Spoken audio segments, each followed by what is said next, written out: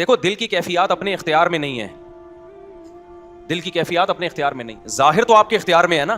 حدیث میں آتا ہے رونا نہیں آتا دعا میں تو رونے جیسی صورت بنا لو. اب آپ یہ تو نہیں کرو گے کہ میں دعا مانگ رہا ہوں, چونکہ مجھے رونا نہیں آ رہا, طبیعت نہیں لگ رہی, تو میں ہنستے ہوئے دعا مانگنا شروع کر دوں یا باتیں کرتے ہوئے دعا مانگنا شروع کر دوں. یہ تو دعا کی بے قدری ہے یا نہیں ہے؟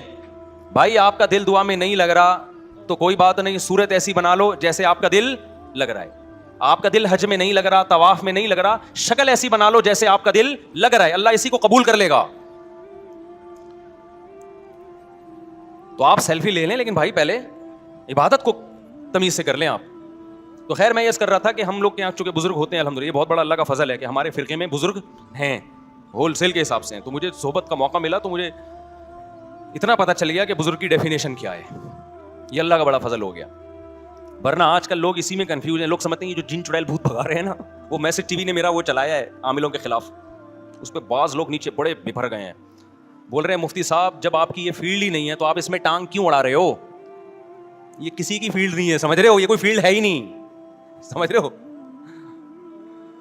یہ جو روحانی ٹوپی ڈرامہ ہے نا, یہ کچھ ہے ہی نہیں, فیلڈ ویلڈ ہی نہیں ہے. یہ جن چڑیل بھوت آ جائے بس سورہ فلق سورہ ناس پڑھ کے دم کرو, یہی ہے فیلڈ.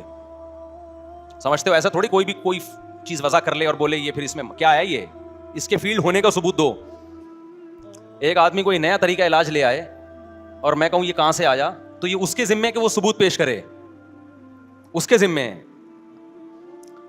اچھا خیر, اور ہمارے ذمے اس کے غلط ہونے کے اتنے ثبوت ہیں کہ آپ کی سوچ ہوگی کہ جو روحانیت کے نام پہ الو بنا رہے ہیں نا. اچھا لوگ مجھے پھر وہی بات میں بار بار دہرا کے تھک گئے. لوگ کہتے ہیں اصل میں ایکچولی مفتی صاحب غلط عاملوں کے خلاف ہیں. اور نہیں بھائی, غلط عاملوں کے تو سب خلاف ہیں, میں صحیح عاملوں کے خلاف ہوں. صحیح ہے نا, غلط کے خلاف نہیں ہوں میں. غلط کے خلاف بول کے میں نے کون سا تیر مار لیا؟ وہ تو غلط ہیں, وہ تو ساری دنیا کو پتہ ہے, سارے پڑھے لکھے لوگ بولتے ہیں کہ غلط ہوتا ہے. میں صحیح کے خلاف ہوں. میں کہہ رہا ہوں جس کو لوگ صحیح سمجھ رہے ہیں, جس کو علماء صحیح سمجھ رہے ہیں, وہ بھی غلط ہیں. اب سمجھ میں آئی بات؟ نہیں آئی سمجھ میں؟ اب لوگ پھر کہتے ہیں آپ علماء سے آگے نکل رہے ہو. او بھائی ہم علماء سے دین کے علم میں آگے نہیں نکل رہے.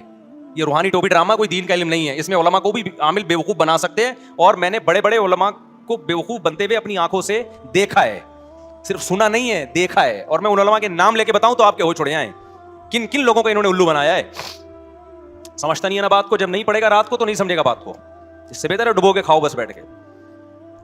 چائے میں نا کیکرس ڈبو کے کھانے کا سب سے زیادہ مزہ آتا ہے, لیکن کیکرس میدے کے لیے بڑی نقصان دہ چیز ہے. میں نے بارہا تجربہ کیا ہے. زیادہ کھاؤ نا, گیس, بدہضمی, بلغم, یہ اچھی چیز نہیں ہے.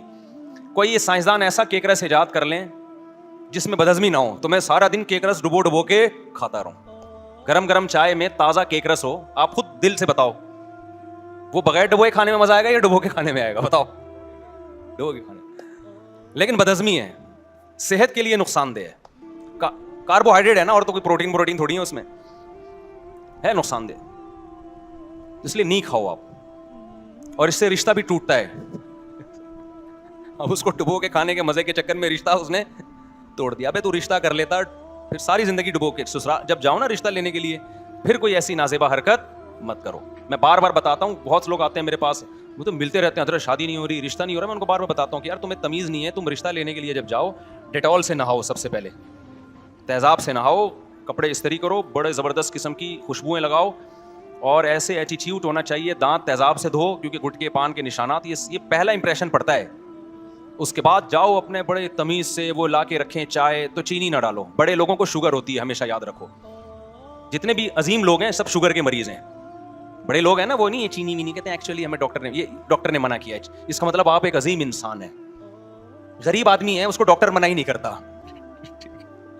وہ چینی کے چمچے بھر کے ڈالتا رہتا ہے, اسے نقصان بھی نہیں ہوتا. 6 چمچ چینی ڈال رہا ہوگا اور پی رہا ہوگا, کوئی نقصان نہیں. اس کا مطلب غریب آدمی ہے. یہ کیا خیال ہے؟ غریب آدمی ہے نا یہ. مالداروں کو تو بھائی ایک ٹپ کا بھی زیادہ ہو گیا نا, ایک دم ان کا نمک تھوڑا زیادہ ہوگا, بی پی ہائی ہو گیا ان کا.